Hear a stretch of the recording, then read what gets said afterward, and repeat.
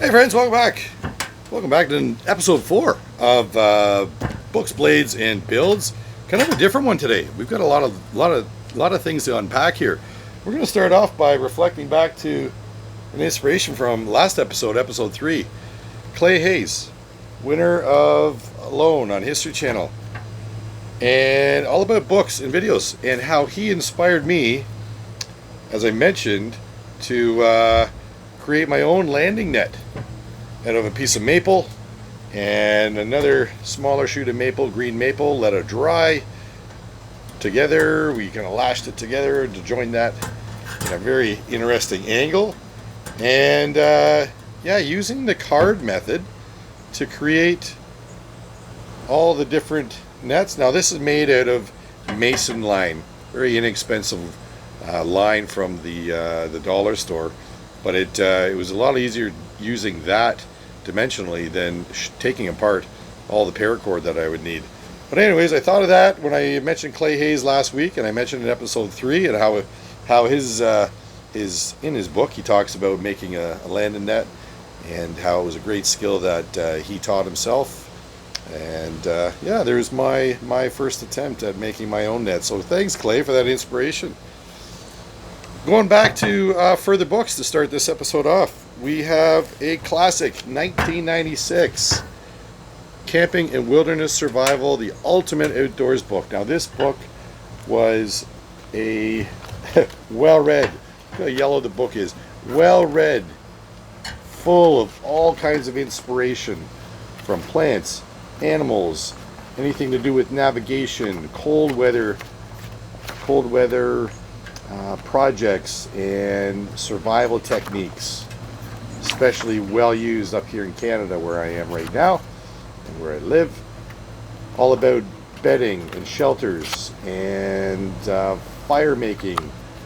I love this section. In fact, this whole book just naturally flops open to this section, all about fires and snares and trapping and cooking. I mean, just fishing, navigation. What a great resource, and you can see how thick it is. 350 pages, great resource. You might be able to pick it up at maybe a used bookstore. I don't know if it's still in production, but a great resource, first aid, and awesome job. That's by Paul Tawrell. One of the sections that I have flagged here is all about pocket knives, and ironically I have many of these.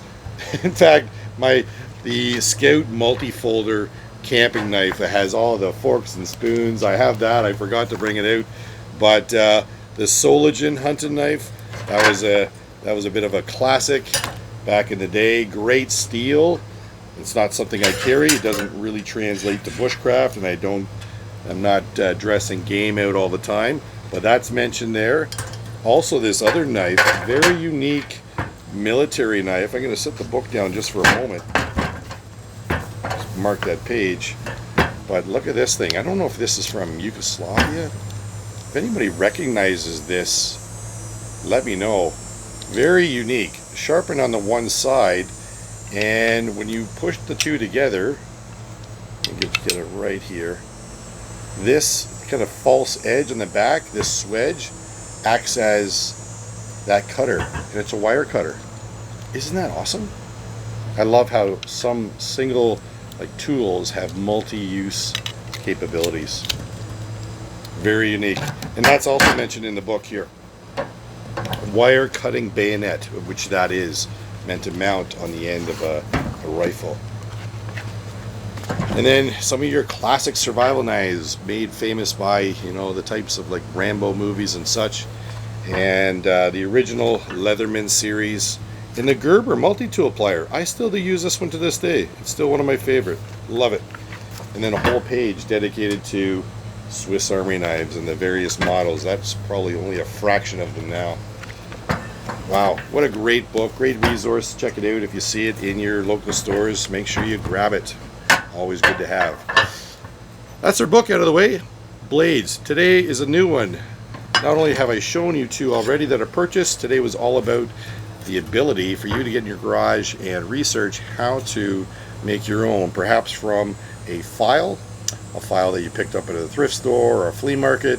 This happens to be the hand second cut Nicholson model, but what a great initial chunk of steel to learn how to make your own utility blades around the garage.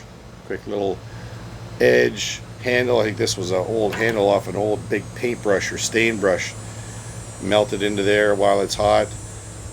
Obviously bring it up to give it an edge, take the heat out of it, obviously annealing, give it an edge, and then putting a temper back in it to make it durable and functional. That was what I did with a number of knives, and I want you to check out online how to do that, and hopefully you're inspired to take an old file and turn it into a functional knife. This was one that I made, very Russell-like, with an oversized handle. I find I have large hands, and the typical Russell knives don't have the big enough handle that I have. So that's a big rosewood handle, full tang construction. I think the pins were literally shop nails, but great knife, convex grind, a bit of a Scannivex. And then I taught myself all about leathercraft and how to create functional sheaths. In this case, this one actually has the holder for a very well used ferro rod, and a little clip on there as a dangler.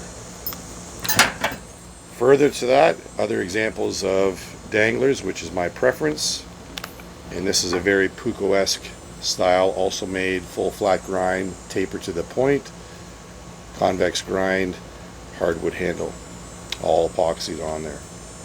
And that's a very Puko style, very heavy, but a great rugged shop knife with that Puko influence. And again, another sheath that I made. Construction didn't stop there. I've made many different styles, and this is called a Makatogan. I'll provide a card up top, and I use, in this case, a piece of antler, curved antler instead of curved wood for the handle. That was epoxied in, but that was also a file. That's also started as a file. And profile it, ground the side flat, single bevel on the top. While the hardness is out, shape it to the way you want it, reharden it, and then temper it to make it durable. And that is a single-handed draw knife to be used to remove bark, remove material, and the little hook there to use to flick and carve out various holes, notches, and grooves, much like in a spoon or a kuksu cup. Again, very unique sheath had to be made to house that safely in my pack, and that's called a Makatogan, kind of an indigenous draw knife of sorts. So get your shop, try your hand at making your own blades. There's lots of YouTube videos out there. I couldn't see as many of my books having some of the tutorials on how to do that, but very hard to follow in a book. But this is a great way to, or this is at least my result of following it on YouTube and some of the other influencers out there as well. Lastly, are my build portion. Not only are all these builds, but this is another twig stove. I went through a twig stove. I was fanatical about making my own materials out of something as simple as twig stoves that cost so much money, it seemed at the time. And this was play on words. This is called a TRIG stove, kind of trigonometry, because it was the first one I ever saw that was created in a triangular shape. And this was all made out of a French fry basket, a stainless steel French fry basket. I'll provide a card up top, but very unique build with hinged sides, plates, sheet metal riveted to the sides to keep the heat and sparks in, a triangular folding ash pan base that folds together, and that edge overlaps, so the pan sits on this edge off to the side over here, and then when together, a little U-shaped piece of wire to hold the triangle from flaring open under load. I put a toaster rack, all the tines, cut off the square top, tapered together. They're a little flimsy at sometimes, you just have to straighten them up. And that rests on top of that U-shaped channel. And there you go. from the front, little eye bolt here. If we were able to turn that open, that was the locking mechanism to the trap door. And the trap door allows you to feed the fuel in. Additionally, this shaped bar allows me to put it in at different heights and even accommodate trangia or alcohol stove as well. Get that through there.